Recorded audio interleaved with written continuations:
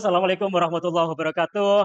Selamat sore, salam sejahtera bagi kita semua. Jumpa lagi bersama kami di ruang podcast Ruang Siaga Forum Pengurangan Risiko Bencana Jawa Timur. Bersama saya Alvin yang akan memandu acara ini hingga akhir nanti. Dan tentunya di Jawa Timur ini karena memang sangat banyak sekali terkait dengan bencana, macam-macam bencana, bahkan ada 14 macam potensi ancaman bencana yang sering terjadi di Jawa Timur. Makanya melalui ruang siaga podcast Forum PRB Jawa Timur ini, kita mencoba untuk mengedukasi, berbagi pengalaman, sharing terkait dengan kebencanaan. Di sini sudah hadir di tengah-tengah kita, yaitu seorang narasumber yang luar biasa, cantik pula tentunya, yang beliau rela meluangkan waktu di kesibukan-kesibukannya. Mungkin langsung saja kita untuk menyapa beliaunya. Halo, assalamualaikum, Mbak Chan. Mbak atau Ibu nih saya manggilnya? Encan. Oh, Mbak saja, oke. Mbak Chan atau siapa? Encan nggak apa-apa. Mbak Encan, oke. Mbak Encan, gimana kabarnya? Baik, alhamdulillah Alhamdulillah ya, sehat. oke. Iya. Ini mohon maaf sebelumnya ya sudah mengganggu Oh, waktunya. tidak. Oh enggak ya, Demi oke, mudah. PRB. Oh, demi FRB luar biasa nih. Tentunya Sobat Forum Pengurangan Risiko Bencana Jawa Timur, dimanapun Anda berada, di sini kita akan melakukan podcast terkait dengan LDP pastinya. Sekitar LDP, kira-kira apa saja terkait dengan LDP itu nanti mungkin bisa kita korek informasi dari ahlinya nih nanti. Kalau boleh tahu, Mbak Encan, nama lengkapnya siapa nih? Iya, panjang ya Mas ya. Nama Oh, lengkapnya sepanjang apa nih? Bacantia Yudanagara. Bani Bacan, Hasan Bacantia Cantia, Yuda Yudanagara. Negara. Ada Yuda Negara. Ada keturunan Ningrat, Oh, darah biru atau tidak. apa nih? Tidak. Saya aslinya Kediri sebenarnya. Oh, aslinya Kediri. Cuman mungkin orang tua saya cukup kreatif ya dalam membuat nama, Oke, jadi namanya seperti itu. Bani Bacan. Oh, gitu. Bani biasanya kan identik dengan Arab-Arab gitu loh. Ada keturunan tertentu. Ternyata bukan ya. Bukan, itu Yuda justru Negara Bani bukan Bacan itu, marga. oh bukan, Oh, bukan bukan. juga. Bukan, bukan. Jadi Bani Bacan itu sebetulnya malah akronim atau singkatan gitu. Jadi Singkatan bukan, dari apa nih? salah satunya nama orang tua ya. Oh, nama orang tua. Oke, harus Iya, melekat di nama anaknya iya, gitu ya. betul, betul. Oke. Sobat PRB, Mbak Encan ini adalah salah satu dosen di Fakultas Fakultas Psikologi, Psikologi Universitas Airlangga. ya betul. Beliau selain dosen, beliau sudah juga menjabat sebagai Ketua PKPK, Iya, betul. Pusat Pusat Krisis Krisis dan dan Pengembangan Pengembangan Komunitas. Komunitas. Lah, saya sangat tepat sekali nih pastinya, karena di sini kita akan berbicara terkait dengan LDP, Layanan Dukungan Psikososial. Oke, mungkin langsung saja kita menggali informasi terkait dengan informasi-informasi yang berkaitan dengan kebencanaan, Iya, terutama di bidang psikologi nih. iya. Eh, Mbak Encan, sebelum kita mengulik terkait dengan LDP, kalau boleh tahu, sudah lamakah menjadi dosen di UNER? Dosen di UNER sendiri tahun 2021 awal Oh, sebetulnya. 2021. Iya, Oke, lumayan juga betul. ya. Iya, cukup, ya sudah cukup lama ya, 4 tahun lah ya. Iya, 4 Iya, tahunan. dan kemudian selain jadi dosen UNER juga akhirnya saya ditunjuk menjadi ketua pusat krisis dan pengembangan komunitas itu. Nah, ini yang Mhm, pengen saya tahu nih, terkait dengan PKPK atau Pusat Krisis dan iya, Pengembangan Komunitas. mhm, Itu program atau iya, iya. pelajaran atau apa nih? Mhm. Jadi Boleh dijelaskan? baik, kalau PKPK itu sendiri sebetulnya adalah unit terapan di bawah Fakultas Psikologi UNER. Oke. Jadi kan kalau psikologi itu cabangnya banyak, salah satunya adalah psikologi sosial dan Mhm psikologi mhm. komunitas. Nah, dibuatkanlah unit terapan pusat krisis dan pengembangan komunitas ini. Tapi sebetulnya sejarahnya cukup lama, Mas. Saya nggak apa-apa ya cerita Mhm, boleh ini boleh ya. boleh, nggak apa-apa, biar kami semua di sini tahu kan. Iya, betul. Sebenarnya dulunya namanya hanya pusat krisis. Oh, Pusat Krisis. Dibentuk karena adanya ini, waktu dulu tuh konflik sampit di Mhm, sudah Madura. lama sekali tuh. Iya, jadi tahun 2000-an. Iya. Aktifnya tuh sebetulnya dari situ, berawal dari Mhm konflik mhm. sampit tersebut. Tapi akhirnya berubah nama menjadi Pusat Krisis dan Pengembangan Komunitas, diaktifkan lagi di Fakultas Mhm. Psikologi itu mulai tahun 2014 Dari gitu. 2014, Mhm. oke. Jadi memang ketika itu kita fokusnya tidak hanya di kebencanaan saja sebetulnya, tapi juga ke isu-isu komunitas, isu gender, kemudian kesehatan mental karena kami kan memang di psikologi Mmm, banyak di kesehatan mental ya. Tapi memang pendekatannya kegiatan-kegiatan kami ini adalah pendekatan komunitas begitu. Gitu ya. Menarik sekali nih terkait dengan PKPK itulah sedikit terkait dengan Mhm, sejarah PKPK. Berarti mhm. mulai dari ada konflik sampit ya, Awal ke awalnya dari sana hingga sekarang.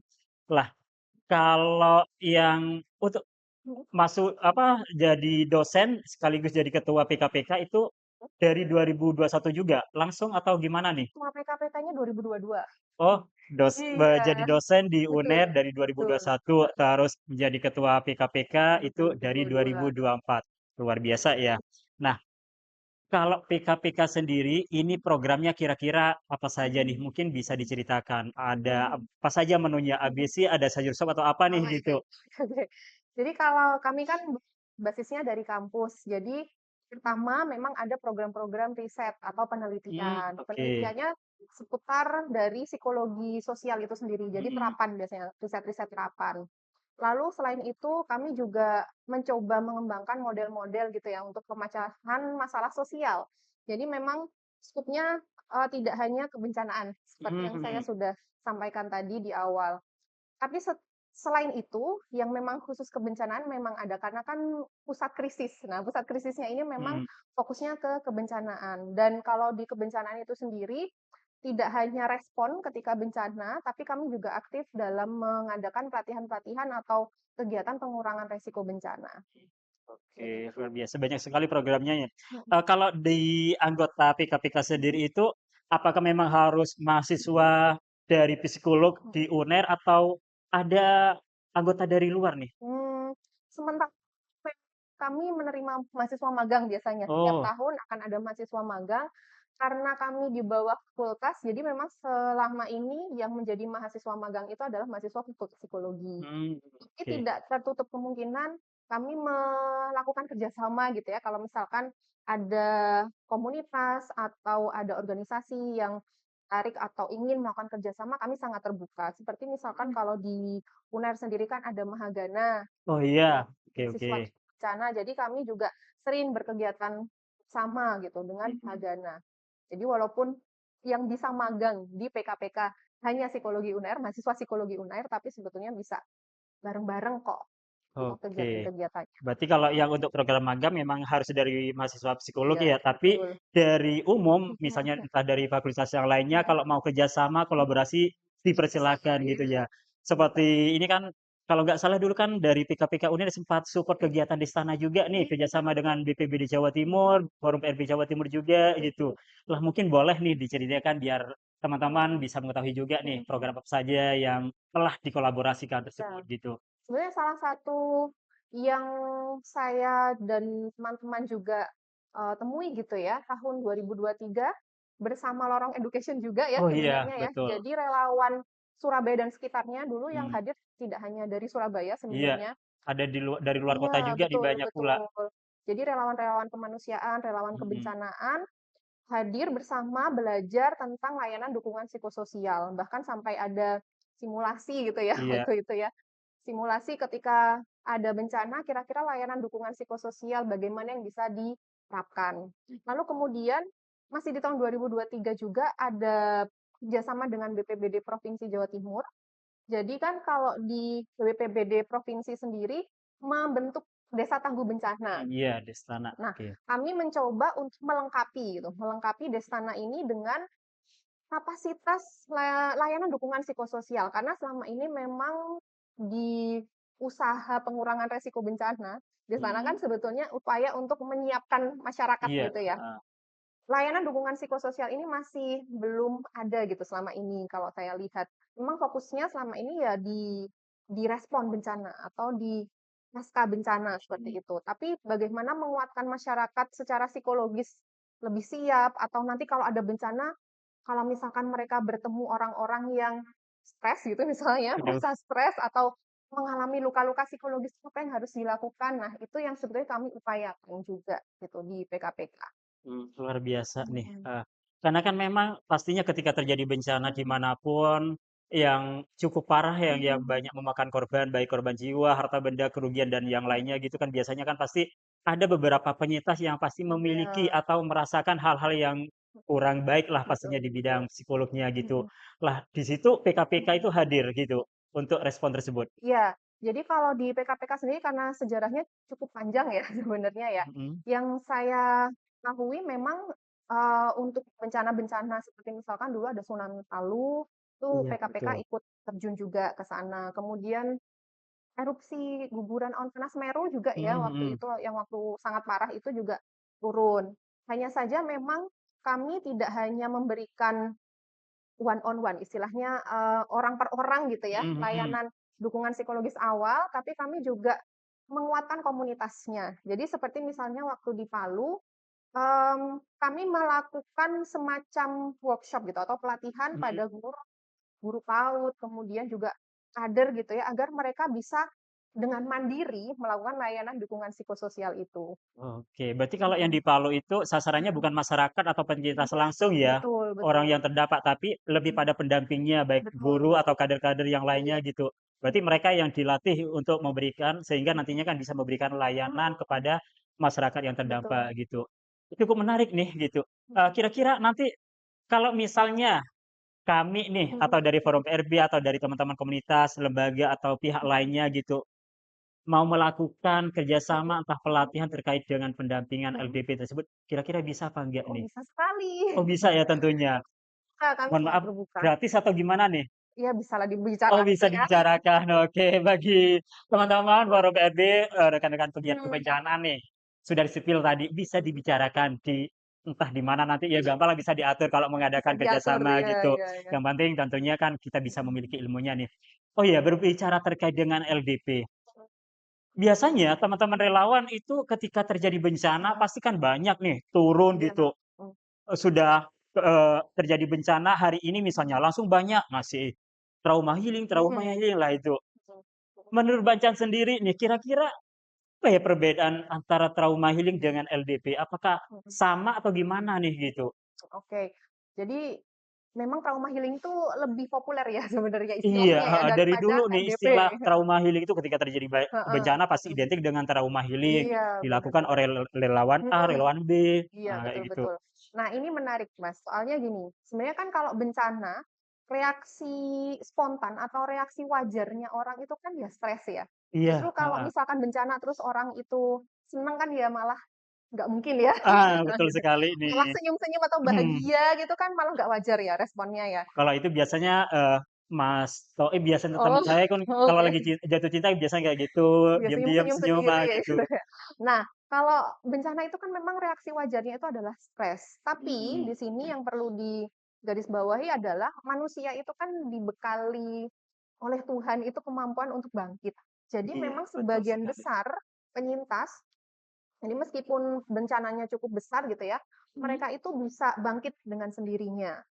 Nah, memang ada orang-orang yang harus dibantu dengan lebih lebih apa ya, lebih fokus ke orang ini atau dia itu Mhm. merasakan stres yang lebih mendalam dibandingkan orang-orang lainnya.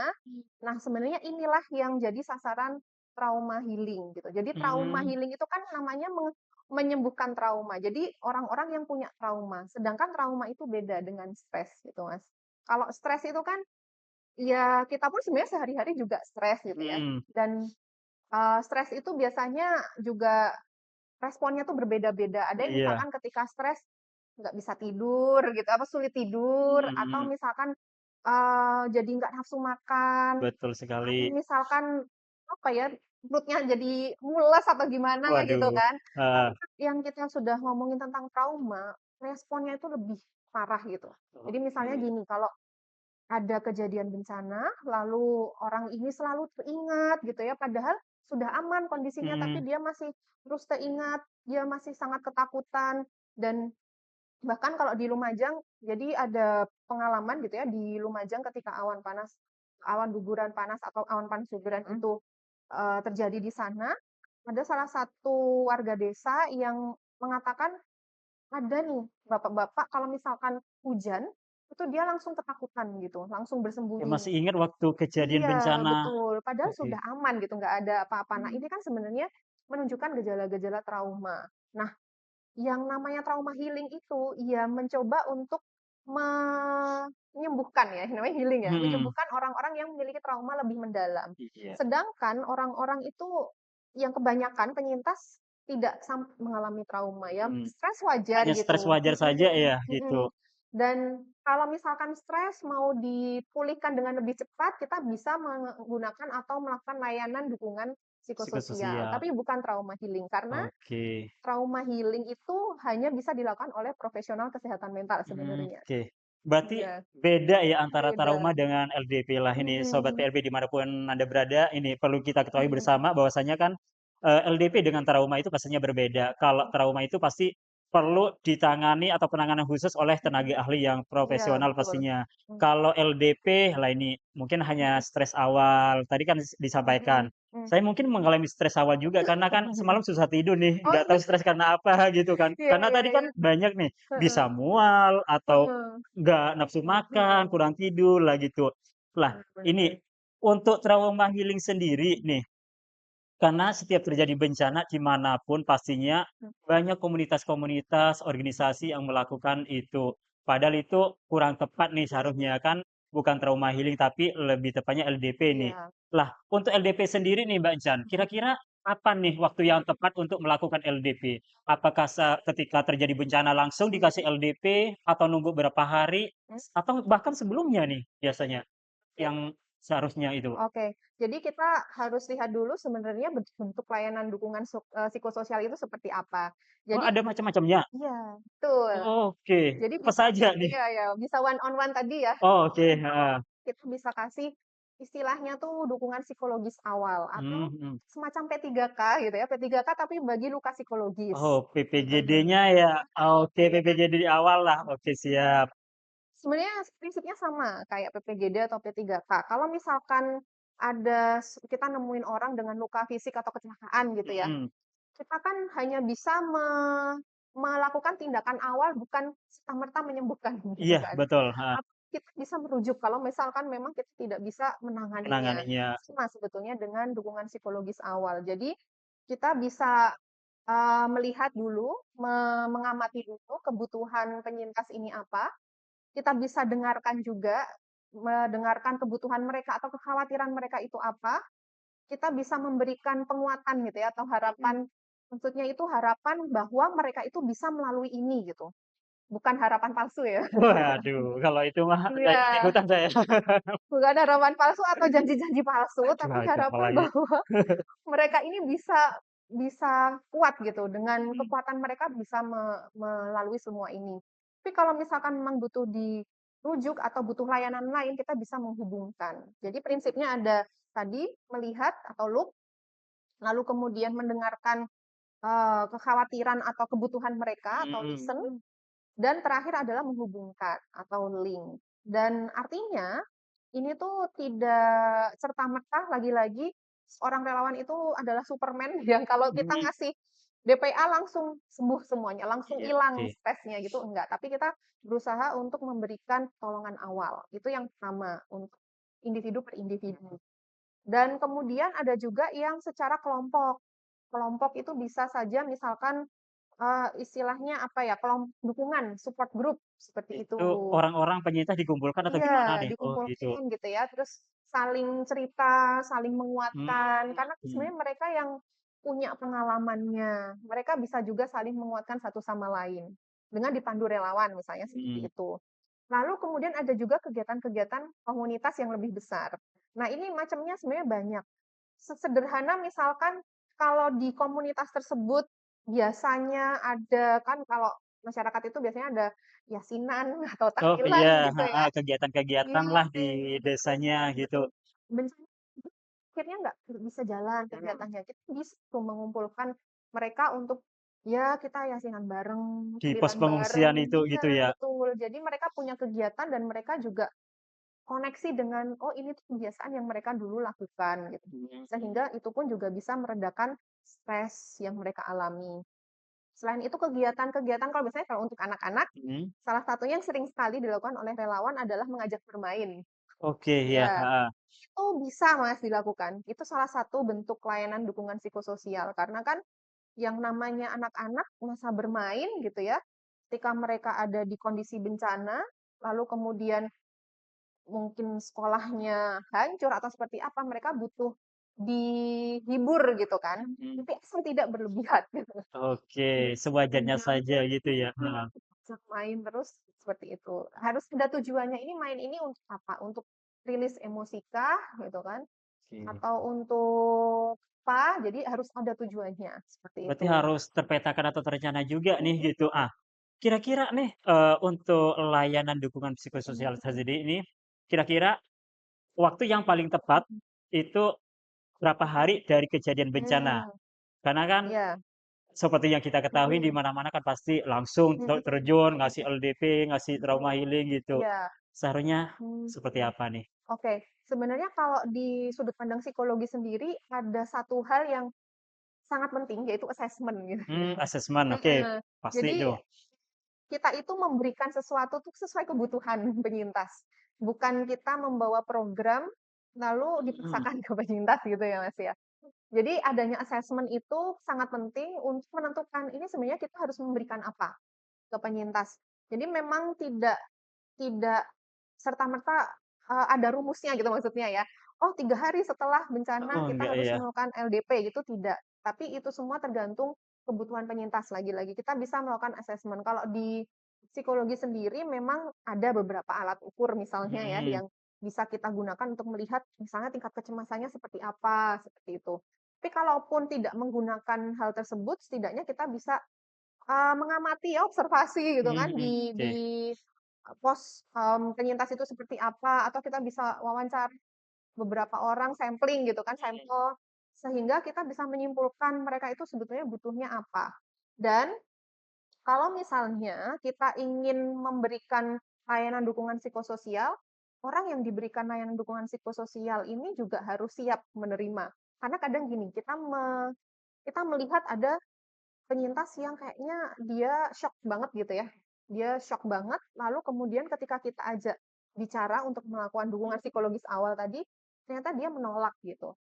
Nah, kalau ketemu penyintas yang seperti ini kita nggak oke, boleh berarti maksa harus mundur ya? cerita gitu, tapi kita hanya bisa misalkan, ya nanti kalau sudah siap cerita, sudah bisa cerita, bisa nih ke relawan gitu, kami Mhm, siap gitu mhm. untuk mendengarkan, tapi kita tidak bisa serta-merta memaksa. Begitu. Jadi memang tidak ada pakem harus H plus Nggak harus berapa ya gitu. H-min berapa, Heeh. H plus berapa Iya, gitu semuanya ya, gitu. tergantung Berarti kebutuhan penyintas. itu semua Mhm, tergantung dari hasil asesmennya sendiri mhm, nih gitu, tergantung mhm. dari kebutuhan daripada Iya, penyintas. Wah, betul. ini perlu diperhatikan juga oleh kita bersama nih gitu. Kadang-kadang kita terjun ke lapangan itu serta-merta langsung membawa ini, barang ini A, B, C, D gitu, padahal bukan barang tersebutlah yang dibutuhkan. Nah, Betul. itu pentingnya asesmen di awal. Bahkan TRC pun melakukan asesmen kaji Iya, cepatlah gitu ya kalau ketika terjadi bencana sehingga kan bisa diketahui nih jumlah betul. kerugiannya, wilayah terdampak ada berapa dan muncullah beberapa kebutuhan gitu. Lah ini, kira-kira Mbak Chan, untuk LDP sendiri nih gitu, kalau trauma healing tadi kan memang harus dilakukan oleh ahlinya nih gitu. Kalau LDP sendiri bolehkah Mhm, dilakukan oleh seorang relawan gitu boleh atau boleh. bebas? Jadi ini, kalau prinsipnya lagi-lagi seperti P3K ya, boleh dilakukan bukan oleh profesional Tenaga kesehatan heeh, mental, tapi asalkan mereka sudah dilatih oke, sebelumnya. pahamlah istilahnya Paham, memiliki kapasitas ya, skill di bidang itu gitu betul. ya, Prinsipnya bukan orang mhm, biasalah istilahnya iya, gitu. Oke, sama betul betul. seperti teman-teman relawan Mhm, siapapun itu, mhm, ketika respon bencana pasti kan, mhm mhm, melakukan aksi atau mhm, responnya menyesuaikan dengan kapasitas yang mhm, dimiliki. Nggak mungkin nggak punya kapasitas terkait dengan rescue, malah betul ikut rescue, malah dia yang di-rescue gitu ya, oke. Nah, betul. Mhm, lagi-lagi kan ini berhubungan dengan LDP karena sangat penting sekali nih gitu, karena kan penanganan psikologis dengan luka yang tergores pastinya kan berbeda nih gitu. Untuk LDP sendiri, mhm, bagi anak-anak dan orang dewasa apakah sama atau berbeda nih gitu? mmm. Nah, ini sebenarnya prinsipnya sama, Mas. Kalau yang orang per orang dengan dukungan psikologis awal, Mhm, sebenarnya prinsipnya sama kan, look, listen, dan link ya, link, sama. oke. Tapi cara menyampaikannya pasti berbeda. Karena Mmm, anak-anak bahasanya juga akan berbeda dengan orang dewasa. Lalu mereka mau terbuka dengan relawan pun biasanya caranya juga berbeda berbeda ya. gitu ya. Kalau orang dewasa mungkin kita bisa langsung ajak ngomong, mereka langsung Nah, cerita.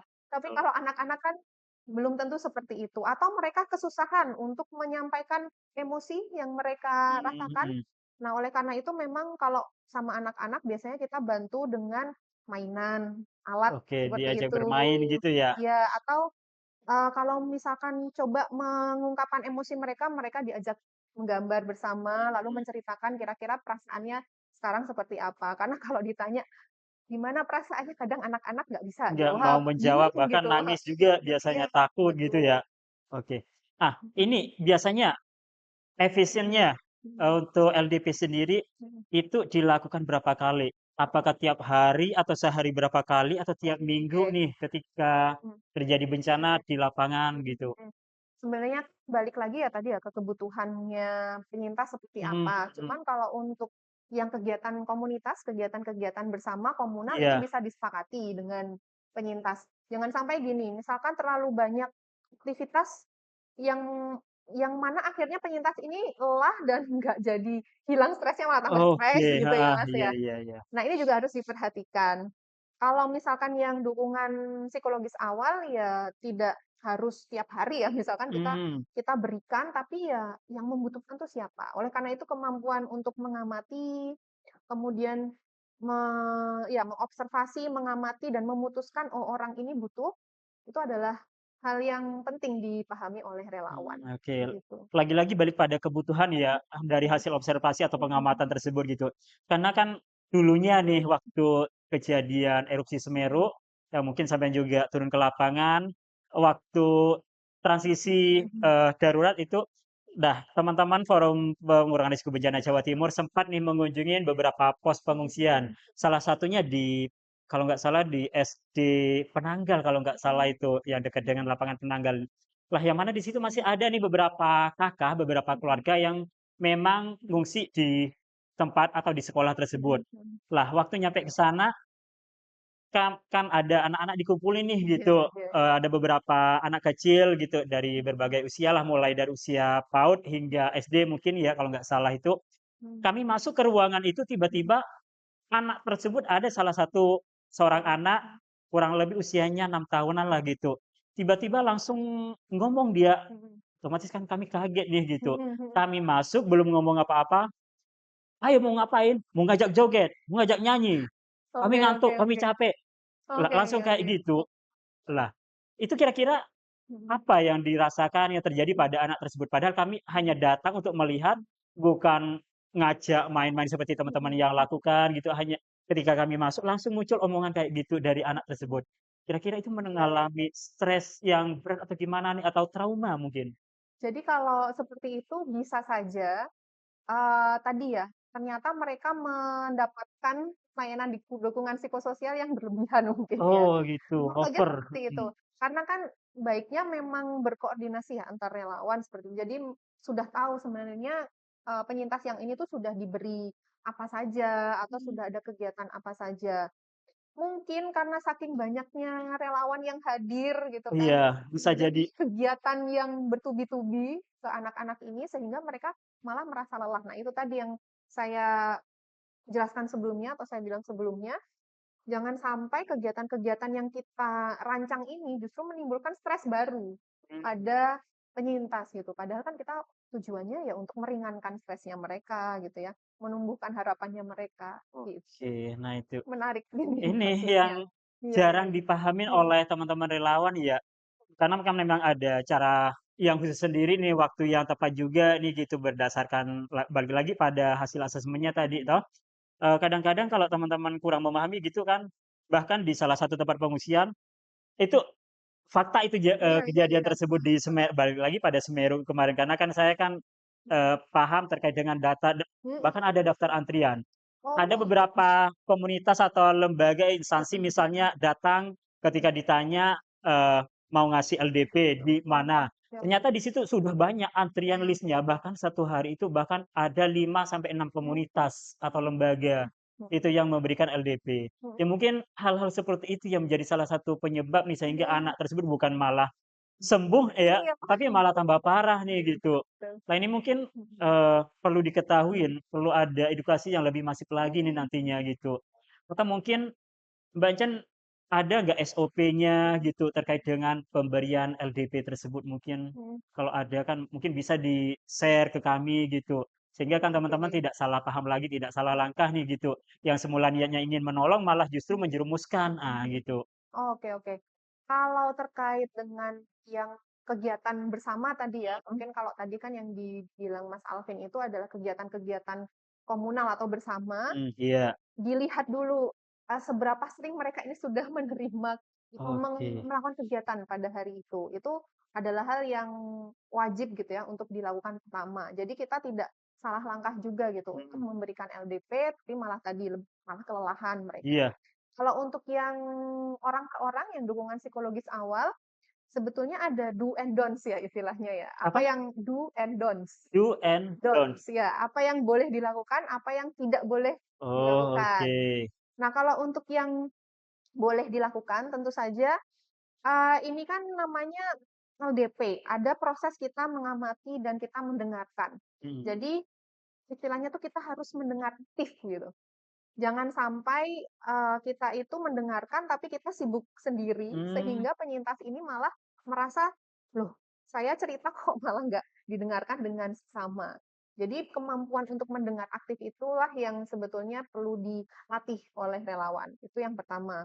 Lalu yang kedua, kita bisa apa ya, mengamati juga gitu, kadang mereka tidak berani ngomong atau tidak ngomong kebutuhannya apa, tapi kita Mhm. juga harus peka dan empati gitu, terhadap apa yang mereka, rasakan saat itu. Kira-kira kalau misalkan di kondisi bencana, apa yang dirasakan oleh penyintas ini ya, kita pun juga harus peka atau Mhm. empati. Kalau yang tidak bisa atau tidak boleh dilakukan, tentu saja ini, biasanya kita keceplosan untuk apa istilahnya ya, menghakimi gitu. Mmm. Misalkan gini, "Aduh saya sedih banget gitu ya Mbak ya," apa gitu kan, cerita misalkan, ternaknya hilang atau ternaknya mati, terus kita malah bilang, "Ya nggak apa-apa Bu, masih untung ini keluarganya Ibu masih hidup semua," Oh. gitu misalnya seperti itu. Tidak boleh Oh, nggak dilakukan, boleh hal-hal yang nggak seperti itu boleh, ya? Gitu. menghakimi kan berarti. Kita bisa justru harus validasi emosinya, "Oh iya Ibu sedih ya karena memang anaknya Oke. banyak yang mati." Artinya kan sumber penghidupannya mungkin berkurang, ekonominya jadi lebih berkurang. Jadi kita pun harus berempati, nggak boleh menghakimi seperti itu. Tapi kadang kita keceplosan, nah Iya, itu, iya, heeh. dan butuh latihan biasanya. Lalu yang nggak boleh lagi adalah tadi, memberi harapan palsu ya. Saking kita pengen bantu, terus kemudian kita menjanjikan sesuatu yang Heeh. sebetulnya kita bisa memenuhi janji Realisasi, itu atau oke. tidak. Itu nanti justru juga akan bisa menimbulkan luka baru bagi penyintas. Udah terlanjur percaya, ternyata malah tidak bisa Heeh. diwujudkan gitu ya. Ditinggal pas Mhm, sayang-sayangnya tuh, waduh. aduh. Nah ini udah beda lagi Oke, menarik sebenarnya. sekali nih. Heeh. Berarti untuk LDP ini tidak bisa dilakukan oleh sembarangan orang juga nih. Perlu ya latihan nih, Iya, karena betul. perlu pengamatan, observasi, agar kita bisa melihat bagaimana kebutuhannya dari penyintas tersebut, sehingga bisa memenuhi kebutuhannya gitu. Nah, tadi kan sudah disampaikan bahwasanya ada beberapa hal yang bisa dilakukan dan ada beberapa hal juga yang Tidak tidak boleh. boleh dilakukan, seperti menghakimi atau memberi harapan palsu dan segala macamnya gitu.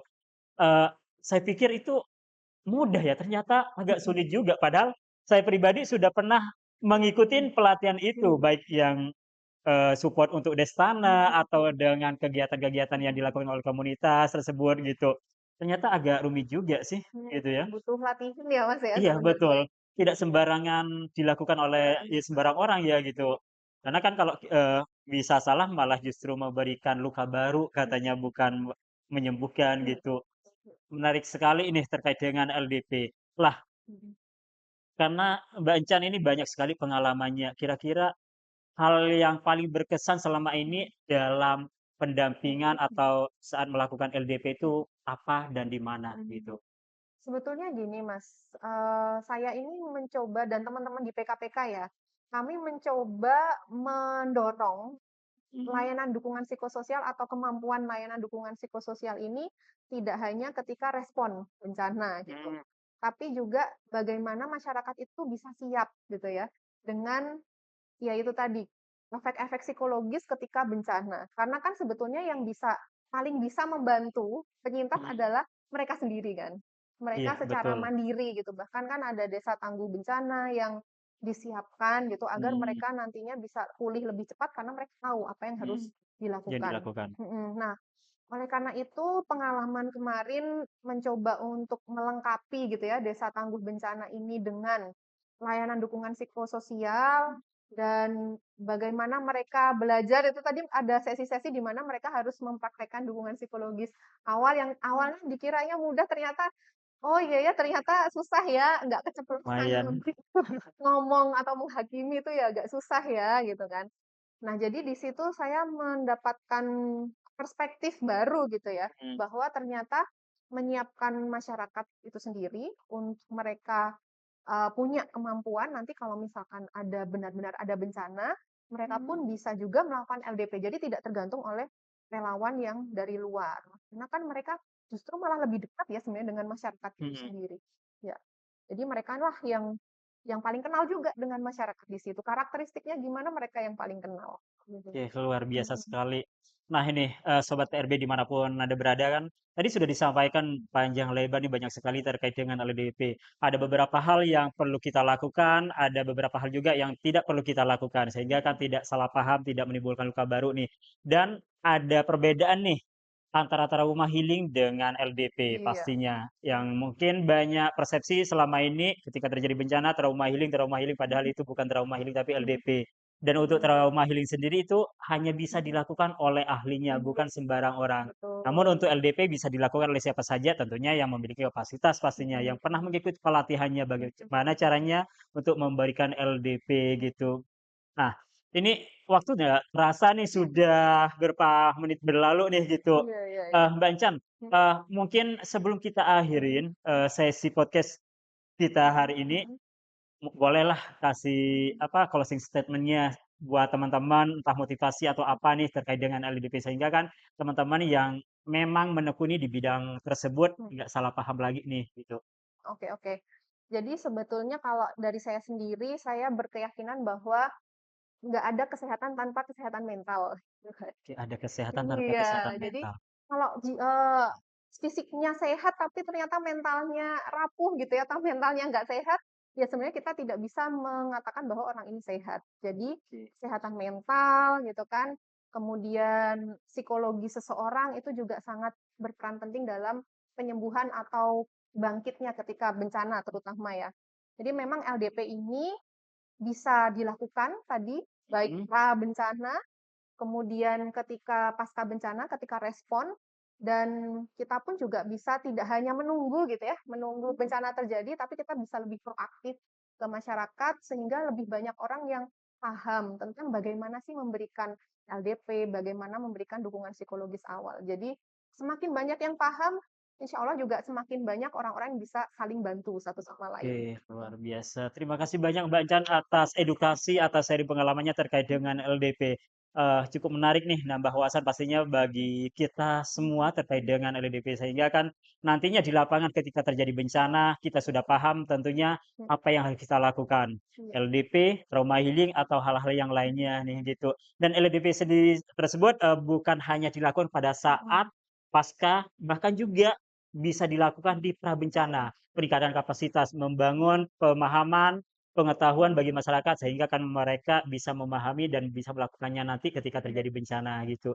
Oke, terima kasih banyak, atas waktu yang telah diberikan kepada kami atas sharing ilmunya yang luar biasa terkait dengan LDP. Mungkin nanti harapan kami juga nih mudah-mudahan Mbak Encan nggak kapok nih kami Oh, tentu undang saja untuk tidak. sharing pengalamannya, berbagi pengalaman terkait dengan kebencanaan, LDP ataupun, yang lainnya. Oke, Sobat PRB dimanapun Anda berada, eee, mungkin untuk podcast kita kali ini kita cukupkan di sini, kita sambung nanti di season yang berikutnya.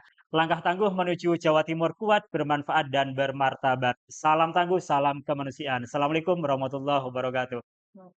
Terima kasih Mbak Jan.